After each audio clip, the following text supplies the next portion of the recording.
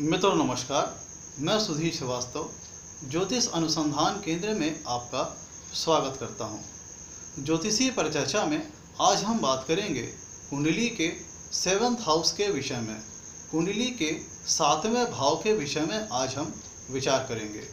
कुंडली के 7वें भाव से व्यक्ति के वैवाहिक जीवन के बारे में विचार किया जाता है। व्यक्ति का जीवन साथी कैसा रहेगा, व्यक्ति के जीवन साथी का रूप, रंग, गुण, स्वभाव आदि का विचार कुंडली के 7वें भाव से किया जाता है। व्यक्ति का जीवन साथी कैसा रहेगा, मृदुभाषी रहेगा, लाइफ में सपोर्ट करने वाला रहेगा, अथवा जीवन में कलह क्लेश मचाने वाला होगा। इन सब चीज़ों का विचार हम कुंडली के 7वें भाव से करते हैं। कुंडली के 7वें भाव से व्यक्ति का वैवाहिक जीवन कैसा रहेगा, इन चीज़ों पर विचार करते हैं। वैवाहिक जीवन मधुर रहेगा अथवा जीवन साथी से मनमुटाव और अनबन रहेगा।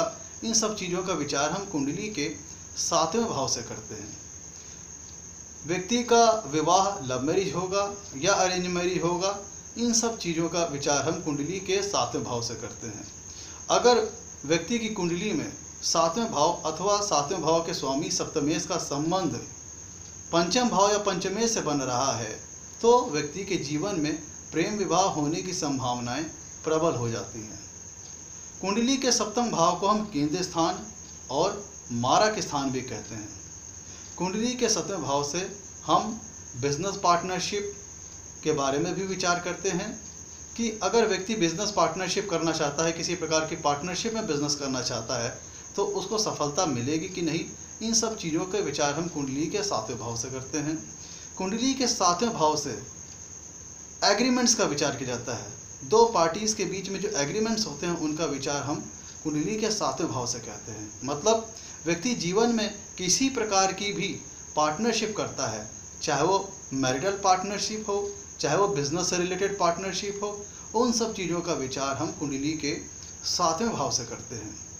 कुंडली का 7वां भाव 10वें भाव से 10वां है, इसलिए कुंडली का 7वां भाव 10वें स्थान का पूरक स्थान है।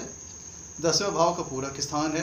ध्यान दीजिएगा मित्रों, कुंडली का 7वां भाव 10वें भाव से 10वां भाव है, अतः 10वें भाव का पूरक स्थान है। और कुंडली का 7वां भाव चौथे भाव से चौथा है। कुंडली का 7वां भाव चौथे भाव से चौथा स्थान है, अतः कुंडली का 7वां स्थान चौथे भाव का भी पूरक स्थान है। ध्यान दीजिएगा मित्रों, कुंडली का 7वां भाव 10वें भाव से 10वां है, अतः सप्तम स्थान जो है वो 10वें भाव का पूरक स्थान होगा। और कुंडली का 7वां भाव चौथे भाव से चौथा है, अतः 7वां भाव कुंडली में चौथे भाव का पूरक स्थान होगा। तो हम 7वें भाव से सुख और प्रोफेशन का भी विचार करेंगे। मतलब जीवन में आने वाले सुख दुख और वर्क रिलेटेड कैरियर और प्रोफेशन का भी विचार हम 7वें भाव से करेंगे, क्योंकि 7वां भाव 10वें भाव से 10वां है और चौथे भाव से चौथा है। माँ का स्वास्थ्य का भी विचार हम 7वें भाव से सुनिश्चित करेंगे, क्योंकि 7वां भाव चौथे भाव से चौथा है। 7वें भाव से व्यक्ति के जीवन में वैवाहिक जीवन का सुख कितना मिलेगा, इन सब चीज़ों का विचार कुंडली के 7वें भाव से करते हैं। वैवाहिक जीवन सुखमय रहेगा, मधुर रहेगा अथवा मनमुटाव भरा रहेगा, कलह और क्लेश से भरा होगा। इन सब चीज़ों का विचार हम कुंडली के 7वें भाव से करते हैं। कुंडली में जो मेल कुंडली होती है, जो पुरुषों की कुंडली होती है, उसमें 7वें भाव का कारक शुक्र होता है। महिला की कुंडली में 7वें भाव का कारक गुरु होता है। ध्यान दीजिएगा, मेल कुंडली में 7वें भाव का कारक शुक्र होता है जो कि पत्नी को दर्शाता है, और फीमेल कुंडली में 7वें भाव का कारक गुरु होता है जो कि पुरुष को दर्शाता है। 7वें भाव से जेनाइटल ऑर्गन्स का विचार किया जाता है, गुप्त रोगों का विचार किया जाता है। जेनाइटल ऑर्गन से संबंधित जो भी डिजीज़ होती हैं, इन सब चीज़ों का विचार हम कुंडली के 7वें भाव से करते हैं। माँ के स्वास्थ्य को हम कुंडली के 7वें भाव से सुनिश्चित करते हैं। प्रोफेशन और वर्क से रिलेटेड जो हमारे मैटर्स होते हैं उनको भी हम 7वें भाव से कन्फर्म करते हैं, सुनिश्चित करते हैं। कुंडली के 7वें भाव से किसी भी प्रकार की जो लीगल एग्रीमेंट्स होते हैं, जो बॉन्डिंग्स होती हैं, जो पार्टनरशिप होती हैं, उनका विचार भी हम कुंडली के 7वें भाव से करते हैं। कुंडली के 7वें भाव से बिजनेस पार्टनरशिप्स का विचार करते हैं। कुंडली के 7वें भाव से नानी का विचार करते हैं। कुंडली के 7वें भाव से दादा का विचार करते हैं। कुंडली के 7वें भाव से भांजी भांजे का विचार करते हैं। कुंडली के 7वें भाव से भतीजे और भतीजों का विचार करते हैं। कुंडली के 7वें भाव से व्यक्ति की सेक्सुअल लाइफ कैसी रहेगी, इन सब चीज़ों का विचार करते हैं। व्यक्ति को वैवाहिक सुख कितना में मिलेगा, भरपूर मात्रा में मिलेगा, अल्प मात्रा में मिलेगा, अथवा क्लेश, लड़ाई झगड़े, मनमुटाव जीवन साथी के साथ रहेंगे, इन सब चीज़ों का विचार हम कुंडली के 7वें भाव से करते हैं। बिजनेस पार्टनरशिप कैसी रहेगी, सफलता मिलेगी, पार्टनरशिप में किए हुए कामों में सफलता मिलेगी अथवा फेल होगा, इन सब सारी चीज़ों का विचार हम कुंडली के 7वें भाव से करते हैं। वैवाहिक जीवन, लव मैरिज होगी या अरेंज मैरिज होगी, इन सब चीज़ों का विचार हम कुंडली के 7वें भाव से करते हैं। कुंडली का 7वां भाव अगर बलवान है, मजबूत है, शुभ अवस्था में है और 7वें भाव का स्वामी सप्तमेश बलवान है, शुभ है, मजबूत है, शुभ भावों में है, शुभ ग्रहों की दृष्टि में है, तो ये प्रतीक है, ये इस बात का प्रतीक है, ये इस बात का संकेत है कि व्यक्ति का वैवाहिक जीवन काफ़ी मधुर रहेगा, उसे सभी प्रकार के वैवाहिक सुख प्राप्त होंगे। व्यक्ति का जो जीवन साथी होगा वो सर्वोत्तम गुणों वाला होगा, व्यक्ति के लाइफ में हमेशा सपोर्ट करने वाला होगा और व्यक्ति का जो वैवाहिक जीवन होगा वो मधुर होगा। और अगर 7वां भाव पीड़ित है तो ये मनमुटाव और अलगाव की स्थिति को दर्शाता है। अगर 7वां भाव कमज़ोर है, पीड़ित है और 7वां भाव का स्वामी सप्तमेश भी कमज़ोर है, पीड़ित है, दुष्ट स्थान में बैठा हुआ है, 6, 8, 12 में बैठा हुआ है और बहुत ज़्यादा पाप ग्रहों के प्रभाव में है, तो ये अलगाव की स्थिति को भी दर्शाता है और तलाक की भी स्थिति को दर्शाता है। ध्यान दीजिएगा मित्रों, 7वां भाव से रिश्तों में आने वाले अलगाव, मनमुटाव की स्थिति और यहाँ तक कि तलाक की स्थिति का विचार भी हम कुंडली के 7वें भाव से करते हैं।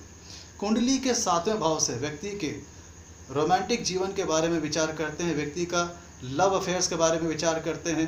कुंडली के 7वें भाव से एक्स्ट्रा मैरिटल अफेयर्स के बारे में विचार करते हैं, क्या व्यक्ति के विवाह के बाद भी क्या कोई एक्स्ट्रा मैरिटल अफेयर रहेगा या नहीं रहेगा, इन सब चीज़ों का विचार भी हम कुंडली के 7वें भाव से करते हैं।